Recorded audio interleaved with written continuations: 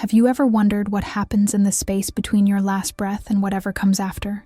What if someone you knew, someone ordinary, like a neighbor or teacher, suddenly found themselves thrust beyond death's door, only to return with a message so urgent, so terrifying, yet so filled with hope that it could change everything? Tonight, I want to share with you the true account of a woman who died and came back not just with memories of another realm, but with a vision that shook her to her core. She witnessed something that left her trembling, a great calamity descending from the heavens, cities consumed by supernatural fire. Yet in the midst of this devastation, she saw something even more remarkable. Groups of people surrounded by divine light, protected while chaos raged around them. She returned to this life with a mission that burns in her heart every single day, to tell us what she saw and to share the hope that exists even in the darkest of times. As you read her story, I want you to ask yourself, what would you do if you glimpsed humanity's fate? Would you change how you live? Would you warn the world? Let yourself feel every word and imagine if this were someone you love. The woman behind the vision. Her name is Elena Castillo. She's 52 years old, and she lives in the beautiful coastal city of Valencia, Spain. If you passed her on the cobblestone streets of the old town, you might not notice anything extraordinary about her. A gentle woman with kind, observant eyes, usually carrying a worn leather bag filled with art supplies and lesson plans, her graying hair often pulled back with a simple clip. Elena has spent most of her adult life as an art teacher at a local secondary school. She raised 3 children mostly on her own after her husband left when the youngest was still in primary school. Her world is one of small apartments filled with student artwork, long metro rides, shared meals over simple but lovingly prepared food, and endless patience for teenagers who often feel misunderstood by the world. She is, in many ways, like so many of us, someone who dreams quietly, who worries deeply, who sometimes lies awake at night wondering about the meaning behind all the struggle. She concerns herself with her children's futures, with her aging parents who still live in the village where she grew up, with the state of the world that seems to grow more fractured each day. War, climate disasters, economic uncertainty, social division. Sometimes the weight of it all feels crushing. Her faith has always been quiet but present. She lights candles in the Cathedral of Valencia, whispers prayers for those she loves, and secretly asks God if he truly sees the suffering of ordinary people. Sometimes, when the world feels particularly dark, she questions whether her prayers reach anywhere at all, whether there's really anyone listening to the cries of a middle-aged art teacher worried about her mortgage and her children's futures. Yet despite these doubts, Elena is someone who consistently chooses kindness. She helps elderly neighbors with their groceries, listens to her students' problems about family conflicts and peer pressure, and gives what little extra she has because she believes, deep in her heart, that love is the only thing that truly lasts. But she's also human. She struggles with resentment over her ex-husband's abandonment, with regret over paths not taken, and with an ache for deeper meaning that she can't quite name. She wonders often, am I making any real difference? Is there truly a purpose to all this pain and struggle? If there is a God, why does the world feel so broken? These questions haunted her, especially in the quiet hours before dawn, when sleep wouldn't come, and worries seemed magnified by the darkness. Elena never imagined that everything she believed, everything she feared, and everything she hoped for would soon be tested in the most profound way possible. Can you see yourself in Elena's story? Have you ever felt invisible in your own life, wondering if your daily acts of kindness truly matter? What's the one question you would ask if you could speak directly to God? Take a moment to reflect on this. Your own searching might be more important than you realize. Life before the crossing, Elena's days often began before sunrise in her small apartment overlooking the Turia Gardens. The scent of orange blossoms would drift through her window in spring, mixing with the aroma of coffee as she quietly prepared for another day. Her morning routine was sacred to her, a few moments of peace before the demands of the day took over. Her apartment was modest but warm, filled with the artwork of hundreds of students who had passed through her classes over the years. Colorful paintings covered the walls, handmade ceramics crowded the shelves, and stacks of art supplies competed for space with books on teaching methods and Spanish literature. It was a life built around nurturing creativity in others, even when she sometimes felt her own creative spirit withering under the weight of daily responsibilities. Her 3 children, Carmen, now 28 and working as a social worker, Diego, 25 and struggling to find steady employment after university, and Sofia, 22 and in her final year of nursing school, were the center of her universe. Every decision, every sacrifice, every extra hour of work was for them.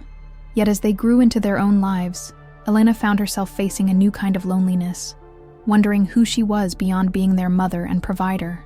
Despite her worries, Elena's greatest joy remained her students. Her art classroom was a sanctuary for teenagers dealing with family problems, academic pressure, and the confusion of growing up in an increasingly complex world. She saw herself in many of them, the quiet ones who expressed themselves better with paintbrushes than words, the angry ones whose rebellion masked deep pain, the dreamers who weren't sure their dreams were worth pursuing. She made it her mission to create a space where every student felt seen and valued. Sometimes, walking home through Valencia's narrow streets after a particularly challenging day, she would find herself crying, not from sadness, but from a desperate hope that her care was making some kind of lasting difference in young lives that seemed so fragile and precious. But beneath the surface of her daily routine, there was a growing sense of unease that Elena couldn't shake. The world outside seemed to be accelerating toward some kind of breaking point. Climate disasters dominated the news. Political tensions were rising across Europe. Economic inequality was widening, and social media seemed to be turning neighbor against neighbor. Every evening, as she watched the news or scrolled through her phone, she felt her faith being tested by the enormity of human suffering and the apparent absence of divine intervention. She tried to quiet these fears with the rituals that had always brought her comfort, lighting candles for peace, donating to charities despite her tight budget, offering gentle words to anyone who seemed to be struggling. But the anxiety was always there, lurking just beneath her careful composure, whispering questions that kept her awake at night. Was she failing her children by not providing more? Had she wasted her life on work that ultimately didn't matter? Was humanity heading toward some kind of catastrophe that no amount of individual kindness could prevent? Sometimes, late at night, Elena would stand on her small balcony and look up at the stars, barely visible through Valencia's light pollution. She would remember her grandmother telling her that every person was created for a specific purpose, but what was hers? Had she missed her true calling, or was loving others in small, unseen ways enough? Elena never spoke of these doubts to anyone. She hid them behind her gentle demeanor and her focus on others' needs. But deep inside, she longed for a sign, something, anything, to show her that her life had meaning and that hope was still possible, even in the face of what felt like overwhelming darkness closing in around the world. Have you ever felt the weight of the world's problems pressing down on your personal faith? Do you sometimes wonder if your small daily acts of kindness truly make a difference in the face of such enormous challenges? What do you do to find hope when everything seems uncertain? Share your thoughts. You might be surprised by how many others share your struggles. The day, everything changed. It was a Thursday in late October, when autumn was painting Valencia in shades of gold and amber. The air carried the crisp promise of winter, and the scent of roasting chestnuts from street vendors mixed with the salt breeze from the nearby Mediterranean. Elena woke that morning with an unusual feeling, a tightness in her chest that had nothing to do with her usual anxieties about work or family. As she prepared breakfast for her youngest daughter, Sofia, who was visiting for the weekend, she found herself moving more slowly than usual, pausing to really look at ordinary things. The way sunlight filtered through her kitchen window, the sound of Sofia's laughter as she read something on her phone, the familiar weight of her coffee cup in her hands. It was as if some part of her was trying to memorize these moments, though she couldn't say why. At school that day, her students seemed more precious to her than ever. During her advanced art class, she watched them work on their self-portrait projects with unusual intensity, seeing not just adolescents struggling with technique, but souls trying to understand their own identity through color and form. When Maria, a normally rebellious student, quietly asked for help with shading, Elena felt an overwhelming surge of tenderness that brought tears to her eyes. The day passed in this heightened state of awareness, everything seeming both more beautiful and more fragile than usual. As Elena packed up her supplies at the end of the school day, she made a spontaneous decision that would save her life. She chose to take the longer route home through the old city center instead of her usual metro ride, wanting to enjoy the late afternoon light on the ancient buildings. The walk through Valencia's historic quarter was peaceful. Tourists and locals mingled in the narrow streets. Elderly men played dominoes in small plazas, and the cathedral bells chimed the hour with their centuries-old voice. Elena stopped at a small church she had passed thousands of times but rarely entered, feeling an inexplicable urge to light a candle and pray, not for anything specific, but simply to express gratitude for the day's small beauties. It was as she stepped back out into the street, her heart still warmed by those few minutes of prayer, that everything changed in an instant. She heard the screech of brakes, the sharp blast of a horn, and turned to see a delivery van skidding toward the crosswalk where she stood. Time seemed to slow as she realized there was nowhere to run, no way to avoid what was about to happen. The impact was swift and devastating. Elena felt herself lifted off the ground, suspended for a moment in space, then crashing down onto the cobblestones with a force that shattered multiple bones and sent her consciousness spiraling into darkness. The last thing she remembered was the taste of blood, the sound of people screaming, and a strange, unexpected sense of peace settling over her as pain faded into a vast, welcoming silence. Later, witnesses would say that she had been killed instantly, that no one could have survived such a violent collision. But Elena's journey was just beginning, and what she was about to experience would change not only her understanding of life and death, but her mission for whatever time remained to her in this world. Take a moment to imagine yourself in Elena's place. If today turned out to be your last ordinary day, what would you wish you had done differently? Is there someone you would want to call, something you would want to say, or a wrong you would want to make right? Sometimes the things we leave unsaid are the most important of all. The crossing into mystery. In that profound silence that followed the impact, time seemed to unravel completely. Elena felt herself drifting, not falling, not rising, but floating gently as if held by invisible, loving hands. The crushing pain that had consumed her moments before simply vanished, replaced by a peace so deep and complete that she had never known such a thing was possible. At first, she was confused. She was aware of herself, but not of her body. She tried to move, to reach toward the voices she could hear in the distance, but she had no weight, no physical form, no limitations. The world below appeared dreamlike, shimmering with a soft, golden haze that made everything appear both more real and less substantial than she had ever seen it. Looking down, though she wasn't sure how she was able to look without eyes, she saw the scene she had left behind. Her broken body lay motionless on the ancient cobblestones, blood pooling around her head, while strangers gathered in a circle of concern and horror. She could see their faces clearly. A young father shielding his daughter's eyes, an elderly woman crossing herself and whispering prayers, a businessman already on his phone calling for emergency services. Instead of terror or sadness at seeing her own death, Elena felt enveloped in a comfort that seemed to emanate from the very fabric of existence itself. She could hear the voices of the living, but they sounded distant and muffled, like sounds heard underwater. More clearly, she began to perceive other voices, gentle whispers that seemed to rise from within her own soul, words of reassurance and welcome that spoke in a language deeper than speech. The rain that had begun to fall passed through her rather than touching her, each drop sparkling with its own inner light as it fell toward the earth. She noticed that the laws of physics no longer applied to her existence. She could move through space simply by thinking about where she wanted to be, could perceive multiple dimensions of reality simultaneously, could understand concepts without having to learn them. Colors became more vivid than anything she had ever seen as an artist, containing emotions and meaning rather than just visual beauty.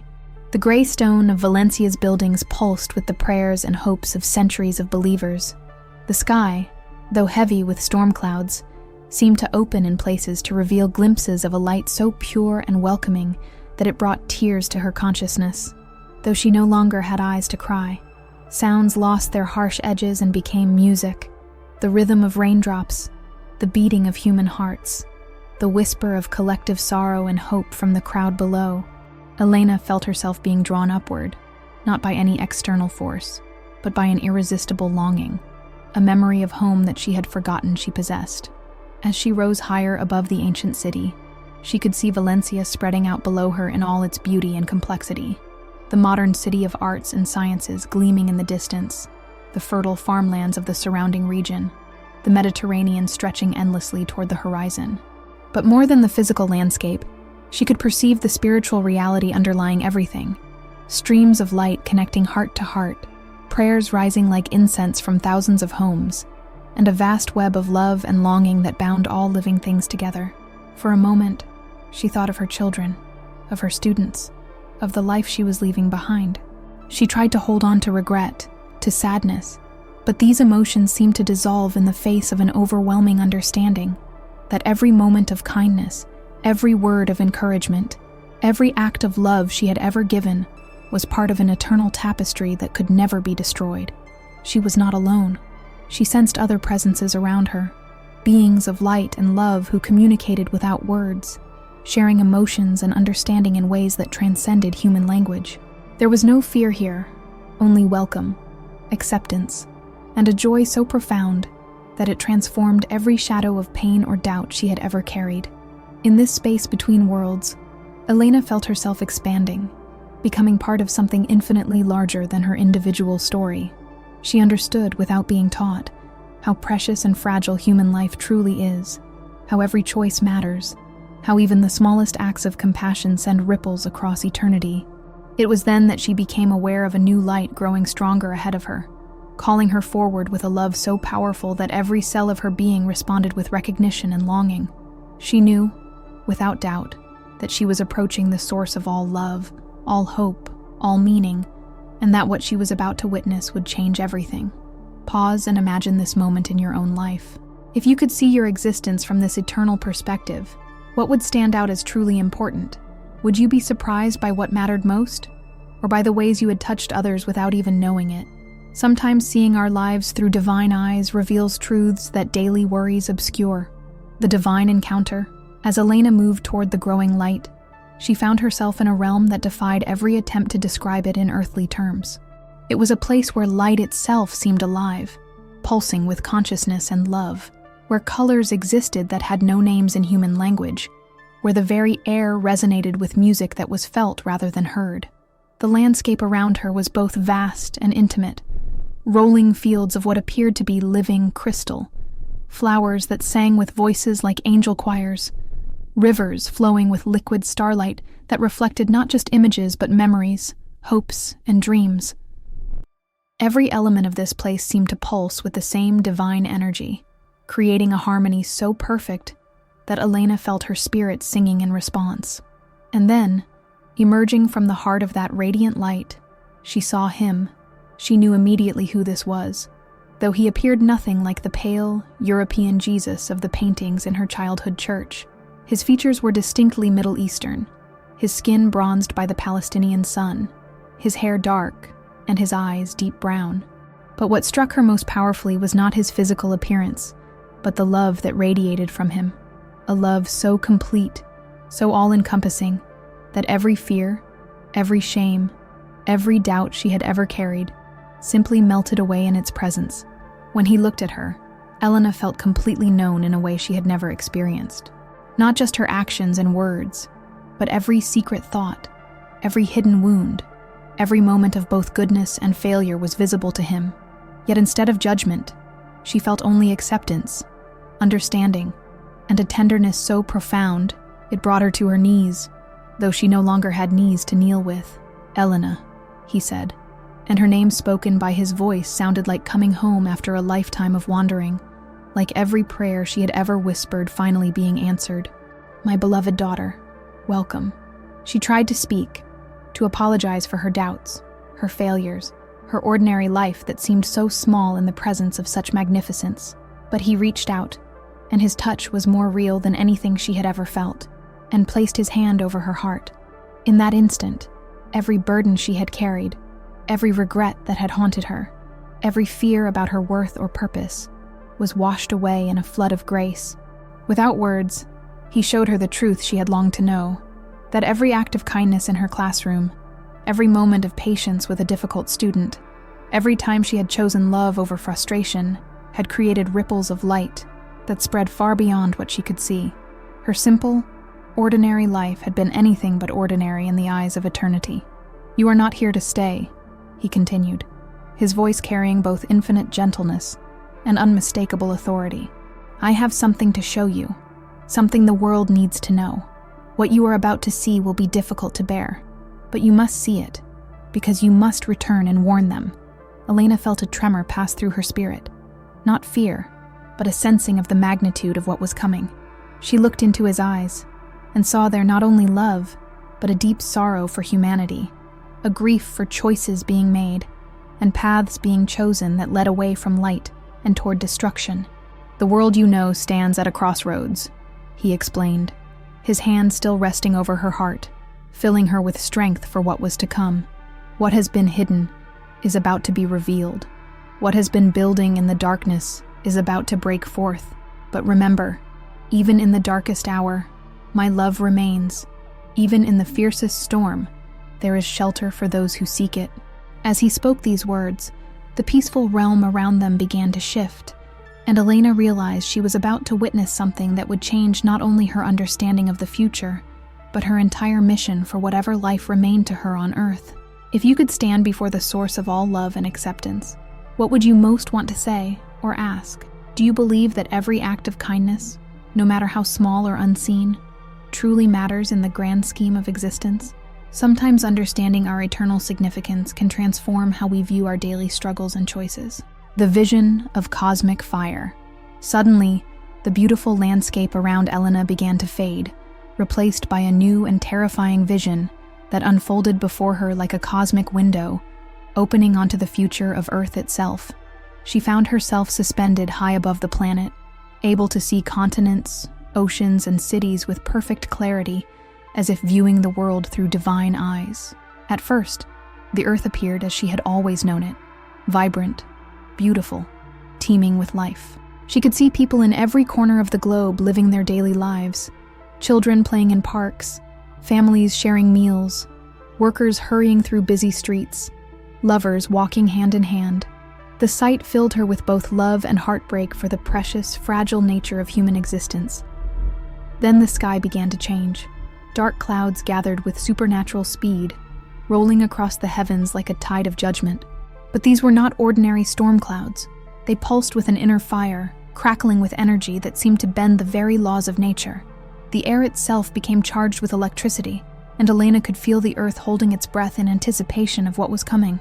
Without warning, the heavens opened, and fire began to fall. Not lightning, not meteors, but drops of liquid fire that rained down like a cosmic deluge. The flames descended in torrents, each droplet blazing with a heat so intense that it seemed to burn not just physical matter, but the very fabric of reality itself. Elena watched in horror as this supernatural fire struck cities across the globe: Madrid, Paris, New York, Tokyo, Sao Paulo, each metropolis caught beneath this relentless celestial storm. The destruction was beyond anything she could have imagined. Buildings that had stood for centuries crumbled to ash in moments. Highways melted like candle wax. Rivers boiled and turned to steam. The sky itself seemed to be on fire, painting everything in shades of orange and crimson that spoke of divine wrath and final judgment. But it was not just physical destruction that Elena witnessed. She could perceive the spiritual dimension of this catastrophe. The fire was burning away not just buildings and infrastructure, but the lies, the greed, the hatred, and the indifference that had poisoned human hearts for so long. The pride that had separated people from their creator, the materialism that had replaced spiritual values, the cruelty that had been justified by politics or ideology. All of it was being consumed in this purifying flame. She saw people running in terror, some crying out to God for the first time in their lives, others cursing the heavens even as everything they had trusted in turned to ash around them. The cries of fear and regret rose louder than the roar of the flames themselves, not just the loss of life and property, but the agonizing recognition of opportunities missed, love withheld, forgiveness refused. The vision was so vivid, so real, that Elena felt herself trembling with grief for all of humanity. This was not just a distant future possibility. She could sense that these events were already set in motion by the choices being made every day across the earth. Every act of hatred, every decision to choose selfishness over love, every moment when people turned away from divine truth was adding fuel to this cosmic fire. Yet even as the flames raged, Jesus remained beside her, his presence an anchor of peace in the storm of destruction. His face was filled with sorrow, not anger, but the deep grief of a loving father watching his children destroy themselves through their own choices. "This is not my desire," he said softly, his voice carrying across the chaos. "This is the consequence of hearts that have chosen darkness over light, hatred over love, pride over humility. The fire falls not as punishment, but as purification, a final opportunity for souls to turn from destruction toward redemption." As the vision continued, Elena began to notice something extraordinary emerging from the devastation, something that would give her hope to carry back to the world of the living.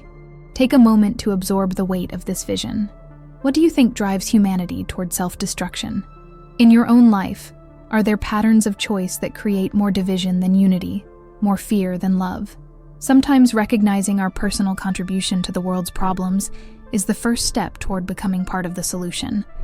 Islands of divine protection. As Elena watched the fire rain down upon the earth, consuming cities and revealing the consequences of humanity's choices, her attention was drawn to something miraculous emerging from the chaos. Throughout the devastation, scattered across every continent, she began to see points of light, small groups of people who seemed completely untouched by the flames that raged around them. These weren't elaborate shelters or fortified bunkers, but simple gatherings of ordinary people surrounded by a radiant barrier of divine light. The supernatural fire struck this barrier and simply bounced away, unable to penetrate the protection that surrounded these groups. Some were families huddled together in prayer, others were neighbors who had opened their homes to strangers, still others were communities that had formed around shared compassion and mutual aid. What astonished Elena most was the diversity of those who found protection. They weren't all from the same religion, the same social class, or the same nationality. She saw elderly women in Nairobi sharing their last bowl of ugali with hungry children. She witnessed teenagers in Detroit forming human chains to rescue people from burning buildings. She observed fishermen in Bangladesh giving up their boats to ferry refugees to safety. The common thread wasn't religious doctrine or perfect theology. It was love in action. These people had hearts that remained open to others even in the face of catastrophe. They chose compassion over self-preservation, generosity over hoarding, unity over division. Around each act of selfless love, the divine light grew stronger, creating ever-expanding circles of protection. Elena watched a young mother in Mumbai step outside her shelter to bring water to an injured stranger, despite the fire falling all around. As she helped the wounded man, the protective light extended to cover him as well. In São Paulo, she saw a group of former gang members who had devoted their lives to helping street children, their past violence completely forgiven as they risked everything to save the innocent. The protection wasn't based on perfection or the absence of past mistakes. Elena observed people with complicated histories, those who had failed and fallen many times, but who had chosen in this crucial moment to put love above fear. Their past seemed irrelevant compared to the state of their hearts in the present. In one particularly moving scene, she watched an elderly priest in rural Ireland open his small church to people of all faiths: Muslims, Buddhists, atheists, anyone seeking shelter. As they prayed together, each in their own way, the light surrounding the church grew so bright it could be seen for miles, becoming a beacon of hope for others fleeing the flames. But Elena also witnessed heartbreaking scenes of those who could not find protection, people who stood alone, isolated by their pride or bitterness. Some had spent so long nursing grudges that they couldn't reach out to others, even in their moment of greatest need. Others were so consumed with protecting their possessions that they couldn't open their hearts to protect their souls. She saw wealthy individuals locked in their mansions, surrounded by security systems and armed guards, but with no spiritual protection from the fire. Their material wealth, their social status, their political power, none of it could create the divine barrier that surrounded those who chose love over fear. "Do you understand?" Jesus asked gently, his voice cutting through Elena's amazement and sorrow. "The shelter I provide is not built with human hands, but with human hearts. Every act of kindness, every choice to forgive, every moment when someone chooses to serve others rather than themselves, these create the foundation of divine protection." Elena wept as she understood the profound truth being revealed. Salvation wasn't a matter of saying the right words or belonging to the right group, but of having a heart aligned with divine love. The fire could not touch those who had become fire themselves, the fire of compassion burning within their souls. "Tell them," Jesus continued, "that this protection is available to all, but it cannot be claimed at the last moment by those who have spent their lives serving only themselves. The heart must be prepared through a lifetime of choosing love over selfishness, forgiveness over revenge, hope over despair." As the vision began to fade, Elena carried with her the image of those islands of light, proof that even in the darkest hour, divine love could create unbreakable sanctuary for those who open their hearts to receive it. Reflect for a moment on this vision of protection. In times of crisis, do you instinctively reach out to help others, or do you focus primarily on protecting yourself and your own? What acts of kindness or service in your daily life might be building spiritual protection for yourself and others? Sometimes the shelter we create for others becomes our own salvation. The commission and the return. As the devastating yet hopeful vision came to an end, Elena found herself once again in that realm of perfect peace, standing before Jesus in the aftermath of cosmic revelation. The weight of what she had witnessed, the fire, the destruction, the miraculous protection of the loving, pressed upon her spirit with an urgency she had never felt before. His eyes, filled with both infinite compassion and holy sorrow, looked deeply into her soul as he prepared to send her back to a world that desperately needed the message she now carried. "Elena," he said, his voice resonating with divine authority, "you have seen what is coming. The fire you witnessed is not merely symbolic. It represents the consequences of choices being made right now, in this moment, across the earth. Humanity stands at a crossroads between love and destruction, between unity and division, between salvation and judgment." Elena felt the full responsibility of her mission settling upon her, like a mantle of fire. She was just one woman, an art teacher from Valencia, ordinary in every way, except for this extraordinary encounter. How could she possibly convince others of what she had seen? "The rain of fire represents more than physical destruction," Jesus continued, reading her thoughts. "It is the burning away of everything that separates humanity from divine love: pride, greed, hatred, indifference. This purification is already beginning in the hearts of individuals, in communities, in nations. But whether it comes as gentle transformation or devastating judgment depends on the choices people make now." He showed her flashes of the present moment: political leaders making decisions based on fear rather than wisdom, communities dividing along lines of race and religion, families torn apart by anger and misunderstanding. But she also saw signs of hope: young people organizing for peace, strangers helping each other across traditional boundaries, individuals choosing forgiveness over revenge. "Your mission," he said, placing his hands on her shoulders, "is not to frighten people into faith, but to awaken them to the power of love. Tell them that the protection you witnessed, the divine light that shields those who serve others, is available right now, in their current circumstances. They don't need to wait for catastrophe to begin building spiritual shelter through acts of compassion." Elena felt a download of understanding flowing into her consciousness, knowledge of how to share this message in ways that would reach different types of hearts, wisdom about how to speak hope rather than just warning, and most importantly, an unshakable certainty that every word was absolutely true. "Remember," Jesus said, his voice growing fainter as she felt herself being pulled back toward earthly existence, "the future is not fixed. What you saw is the consequence of current choices, but those choices can still change. Every heart that opens to love, every hand that reaches out to help, every voice that speaks forgiveness instead of hatred, these can alter the course of what is coming." The transition back to physical life was jarring and painful. Elena felt herself being compressed back into her broken body, the divine peace replaced by the harsh reality of pain, medical equipment, and worried voices. But even as she struggled to breathe, even as pain shot through her damaged ribs and skull, the fire of her mission burned brighter than her physical discomfort. She had returned not just to life, but to purpose. Every breath was now a gift to be used in service of the message she carried. Every day was an opportunity to plant seeds of love that could grow into the divine protection she had witnessed. The vision of fire and light would drive her forward through whatever challenges lay ahead. The doctors called her recovery miraculous. She should have died from her injuries, yet here she was, healing at a rate that defied medical explanation. But Elena knew the reason for her survival had nothing to do with luck or superior medical care. She had work to do, a message to deliver, hearts to awaken before time ran out. If you received a mission this urgent and important, would you have the courage to fulfill it despite potential ridicule or rejection? What message do you think the world most needs to hear right now? Sometimes the most important truths come through the most unlikely messengers. Living the message. In the months following her near-death experience, Elena's life transformed in ways both subtle and profound. Physically, she carried new limitations. A slight limp from her injured leg, scars that served as daily reminders of her encounter with eternity. But spiritually, she had become a woman on fire with purpose.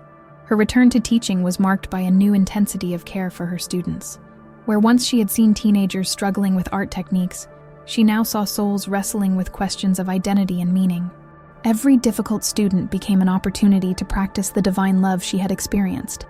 Every moment of patience, every word of encouragement, every attempt to see past surface behavior to the heart beneath, these were no longer just good teaching practices, but acts of spiritual protection being woven around young lives. Elena found that she could no longer live casually.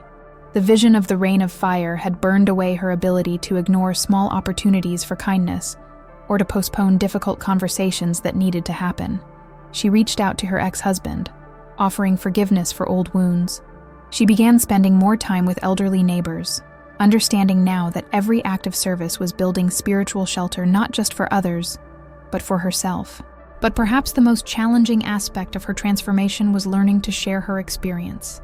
Elena had never been a public speaker, had never considered herself a prophet or a messenger. Yet the urgency of what she had seen compelled her to find ways to communicate the truth she now carried. She started small, sharing her story with close friends and family members, most of whom listened politely but with obvious skepticism. Some worried about her mental health, attributing her visions to brain trauma. Others simply couldn't reconcile the gentle art teacher they knew with someone claiming to have received divine revelations. Gradually, Elena began to speak at local churches, community centers, and anywhere people would listen. She discovered that while many dismissed her message, others responded with profound recognition. "I've been feeling something stirring in my spirit," they would say. "I've been having dreams that feel more real than reality. I've been sensing that something important is happening, but I couldn't name it." Elena realized she wasn't alone in receiving supernatural insights. Around the world, others were having visions, dreams, and mystical experiences that all pointed toward the same truth. Humanity was approaching a spiritual crossroads, and the choices made in the immediate future would determine the fate of civilization itself. The response to her message was mixed but powerful. Some people experienced dramatic conversions, abandoning lifestyles of selfishness and embracing radical compassion. Others made smaller but equally significant changes, choosing forgiveness over resentment, service over self-interest, hope over cynicism. But Elena also faced significant opposition. Religious leaders who felt threatened by her claim to direct divine revelation criticized her. Skeptics demanded scientific proof of experiences that by their nature transcended scientific measurement. Even some family members distanced themselves, uncomfortable with the attention and controversy her story generated. There were days when the weight of her mission felt crushing. Elena would lie awake at night, wondering if she was deluding herself, if the vision had been nothing more than the hallucination of a dying brain. But then she would remember the absolute reality of that divine encounter, the feeling of perfect love, the vivid details of the protective light surrounding those who served others, and her doubt would dissolve. Elena learned that the hardest part of carrying a divine message isn't the initial revelation. It's living with it day after day, maintaining faith when others doubt, and continuing to love when others reject. She discovered that transformation is not a one-time event, but a daily choice to align her actions with the truth she had witnessed. The growing movement. As months turned into years, Elena's story began to spread far beyond Valencia. Social media amplified her message, connecting her with people across the globe who had received similar visions, or who felt called to prepare for the spiritual crisis she described. A network of ordinary people, teachers, nurses, mechanics, mothers, began to emerge, united by their shared sense that humanity was approaching a moment of unprecedented choice. These weren't people seeking fame or power, but but individuals who felt compelled to live differently because of what they had seen or sensed. They organized community service projects, created support networks for the vulnerable, and most importantly, practiced radical compassion in their daily interactions. Elena watched with amazement as her simple art classroom became a hub of this growing awakening. Students who had initially dismissed her story as teacher eccentricity began to change their behavior. They started defending classmates who were bullied, volunteering at homeless shelters, and having deeper conversations about meaning and purpose. One of her former students, Carlos, had been heading toward a life of petty crime when Elena shared her vision with him. Something in her description of the divine light protecting those who serve others reached his heart. He abandoned his plans to join a gang and instead started a program teaching art to underprivileged children. Years later, he would tell Elena that her story had literally saved his life by giving him a vision of who he could become. The ripple effects extended far beyond her classroom. Elena's own children, initially embarrassed by their mother's claims, began to see the fruits of her transformation. Carmen, her social worker daughter, found new passion for her work with refugee families. Diego discovered purpose in environmental activism, understanding for the first time that caring for creation was a form of spiritual service. Sophia brought Elena's message into her nursing practice, treating each patient as a sacred opportunity to practice divine love. Signs of the times.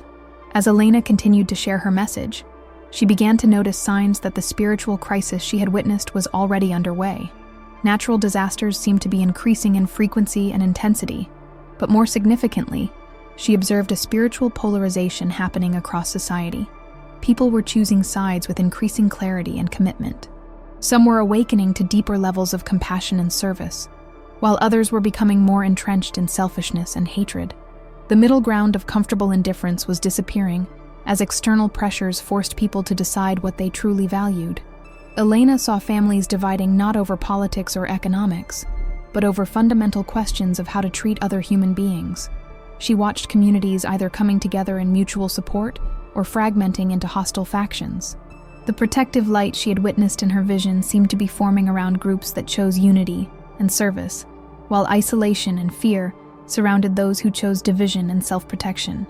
The signs weren't just social, but environmental and spiritual as well. Elena noticed that people everywhere were reporting unusual dreams, mystical experiences, and a sense that something momentous was approaching. Mental health crises were spiking as souls struggled with spiritual hunger they couldn't identify. Yet simultaneously, acts of extraordinary kindness and heroism were becoming more frequent, as if the approaching crisis was calling forth both the best and worst in human nature. The urgency grows. With each passing month, Elena felt the urgency of her message intensifying. The rain of fire she had witnessed wasn't just a distant possibility.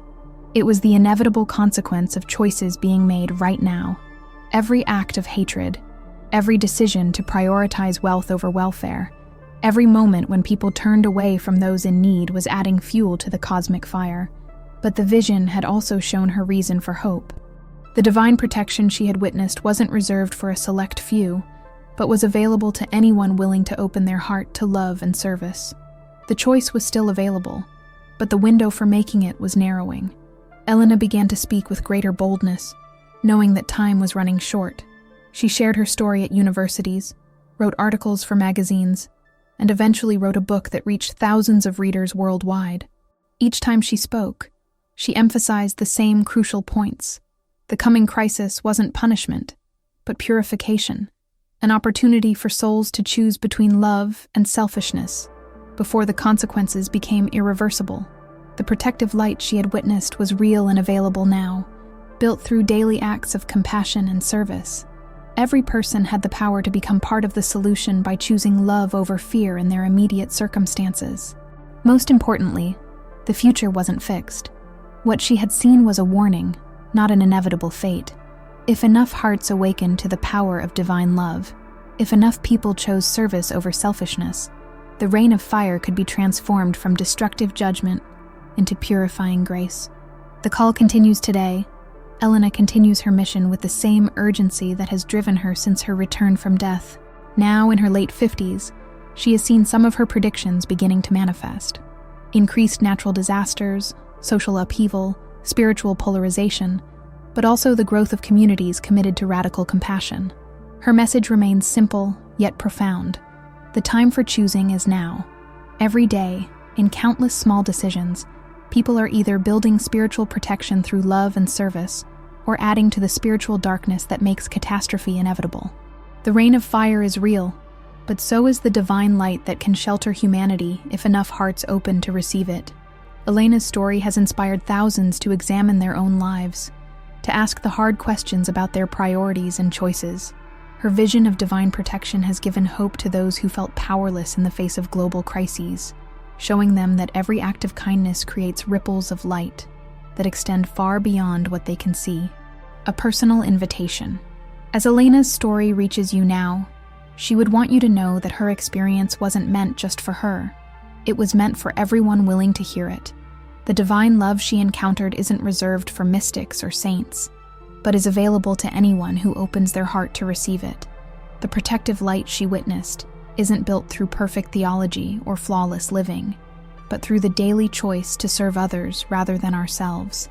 Every time you help a neighbor, forgive an enemy, comfort a stranger, or choose hope over despair, you are weaving threads of divine protection, not just for yourself, but for your community, and ultimately for humanity itself. The reign of fire she saw represents the consequences of our collective choices, but those consequences can still be changed. Each person who awakens to the power of love, each heart that chooses compassion over indifference, each voice that speaks healing rather than hatred, these can alter the course of what is coming. Elena's vision shows us that we are not powerless observers of cosmic events, but active participants in determining humanity's fate. The future will be shaped by fire, either the destructive fire of judgment or the transformative fire of divine love. The choice of which fire will prevail lies in the decisions we make today, in this moment, in the ordinary interactions of our daily lives. The time for comfortable neutrality is ending. The spiritual crisis Elena witnessed is already underway, and every soul is being called to choose. Will you be part of the problem or part of the solution? Will you build walls of protection around yourself alone? Or will you help create communities of divine light that can shelter others? Elena's message is ultimately one of hope, not fear. She has seen the end of the story, and love wins, but only if enough people choose to become vessels of that love while there is still time. What will you choose? How will you respond to this call? The future is still being written, and your decision matters more than you can possibly imagine. This account is based on Elena's near-death experience and the visions she received during her time beyond the veil. She shares this story not to create fear, but to awaken hope and inspire action. Whether you believe her experience was divine revelation or something else entirely, her message remains relevant. Our world desperately needs more people willing to choose love over fear, service over selfishness, and hope over despair. May you find the courage to become a light in whatever darkness surrounds you, and may your choices help create the divine protection our world so desperately needs.